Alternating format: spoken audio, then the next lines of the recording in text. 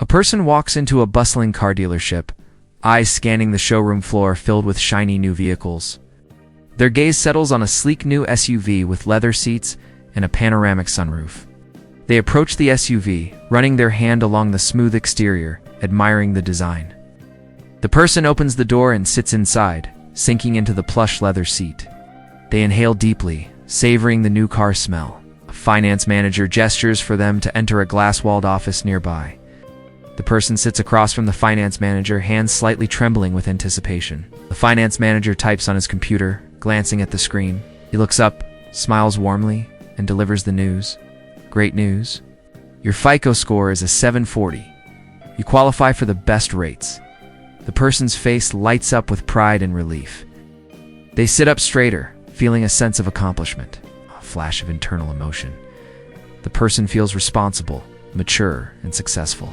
They sign a stack of papers, the finance manager guiding them through each page. The finance manager hands over a set of shiny car keys. The person stands, keys in hand, beaming with satisfaction.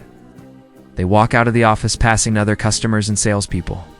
The person approaches the SUV, unlocking it with a click. They slide into the driver's seat, grinning. The engine starts, and the person drives off the lot feeling triumphant. A visual metaphor. The person imagines themselves wearing a crown, feeling like financial royalty. The scene freezes, and a bold caption appears. Here's the thing. ... Single quotes the image of the person mark, hinting at doubt.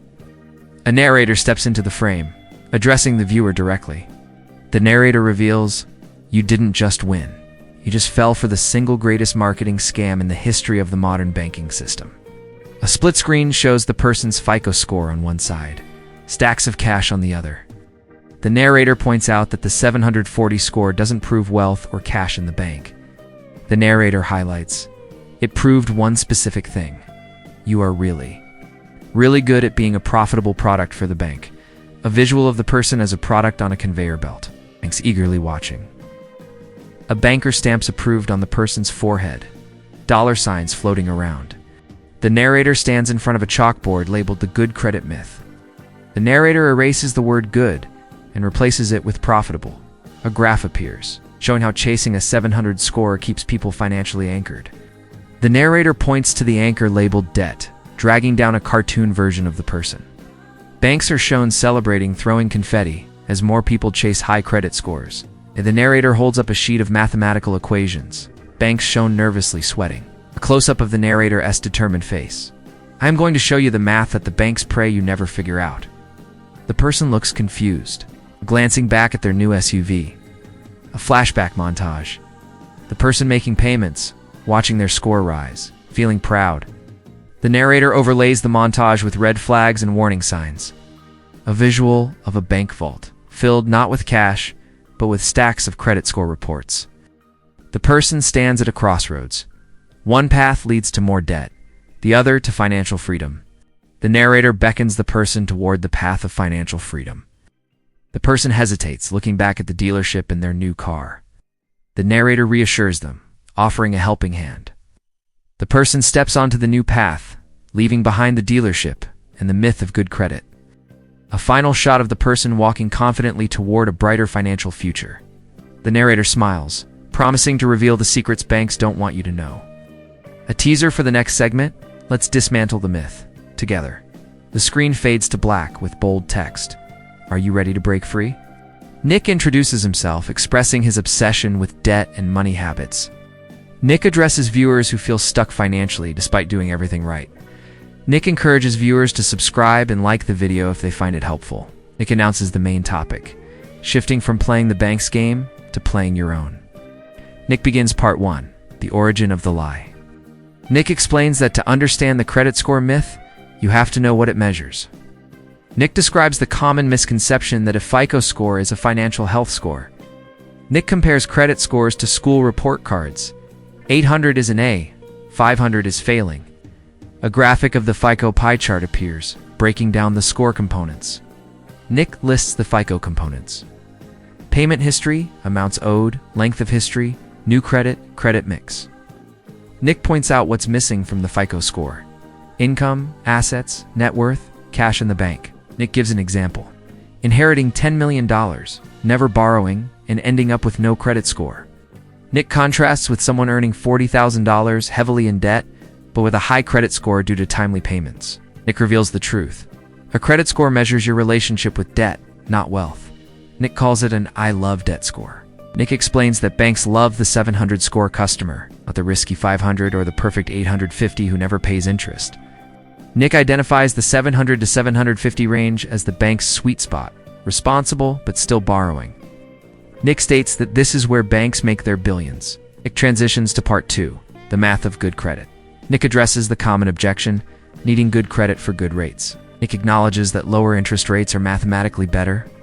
Nick explains the good credit mindset tricks people into buying things they shouldn't.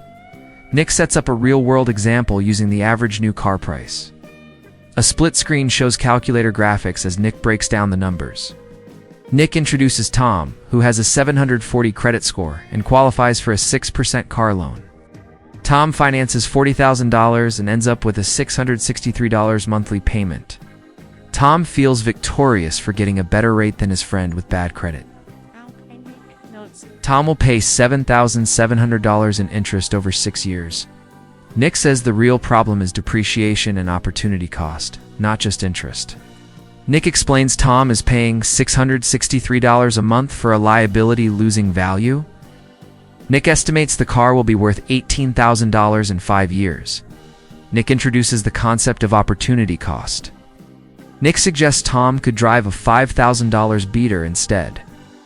Nick calculates that investing $663 a month in an S&P 500 index fund could yield $65,000 in 6 years. A compound interest graph appears, showing the investment growth. Nick compares Tom, the good credit borrower, with Tom, the investor, showing a $100,000 net worth difference. Nick points out that this cycle repeats for a lifetime. Nick cites data. The average American has a car payment for most of their adult life. Nick projects that investing car payments from age 25 to 65 could result in $3.50 to $4 million for retirement. Ow. Nick declares this is the true cost of a good credit score. Nick transitions to part 3, the psychology trap. Nick says math is easy, but psychology is hard. Explains the credit score myth works by shifting focus from total cost to monthly payment. Nick says people stop asking about the price and focus on the payment instead. Nick describes how this mindset enables long-term loans and overspending. Nick introduces the concept of mental accounting from behavioral economics. Nick explains that people with high credit scores view debt as a tool. Nick addresses the argument that the wealthy use debt as leverage. Nick clarifies that the wealthy use debt for income-producing assets, not consumer goods. Nick mocks the idea of financing a couch as leverage. Nick says financing consumer goods is selling your future labor for past consumption. Nick explains that credit scores gamify debt, giving dopamine hits when the score rises. Nick says the system validates staying in debt as the correct path. Nick concludes that this mindset leads to being house poor or car poor. Nick stands in front of the audience, addressing viewers directly. Nick gestures as if he can hear the audience's concerns. On-screen text appears with common objections, needing a credit score for apartments, insurance, and jobs. Nick acknowledges the concerns and prepares to address them. Nick explains that the credit industry uses scare tactics to keep people in the system.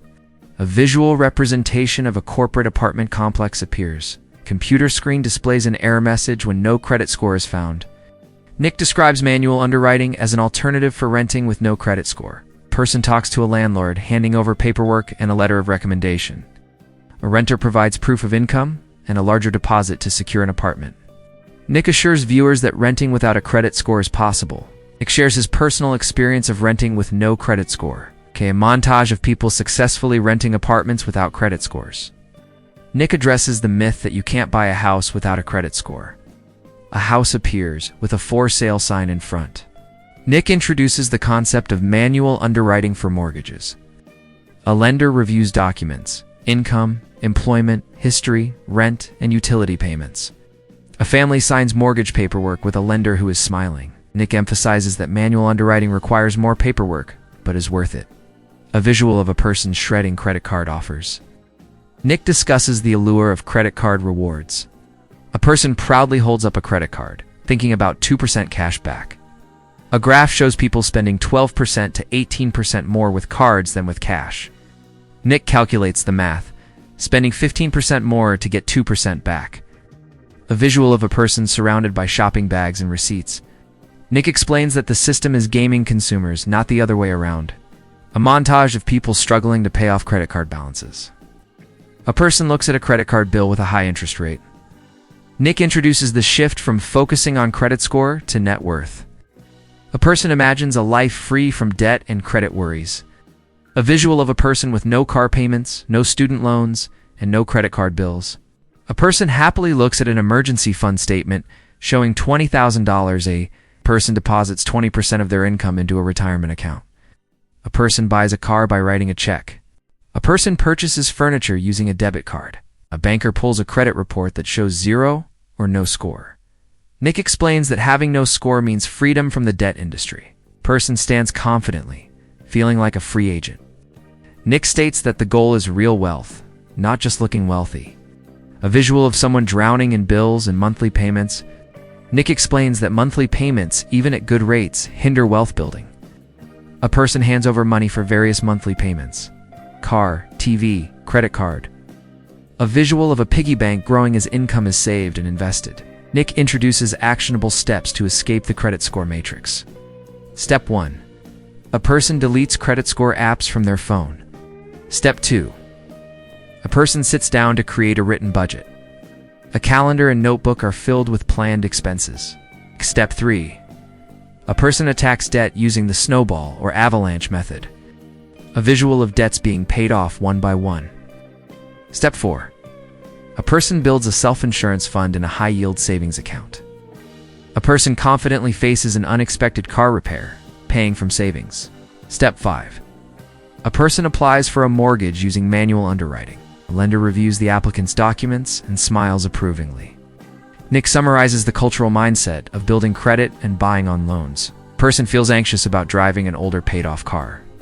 A person cuts up a platinum credit card with determination. Nick contrasts the discomfort of breaking the norm with the peace of financial freedom. A person sleeps soundly, free from debt worries. A person smiles, knowing they have no creditors to answer to. A visual of money growing in investments instead of going to banks. Nick calls the 700 credit score a participation trophy for the debt cycle. A person rejects the participation trophy and chooses financial freedom.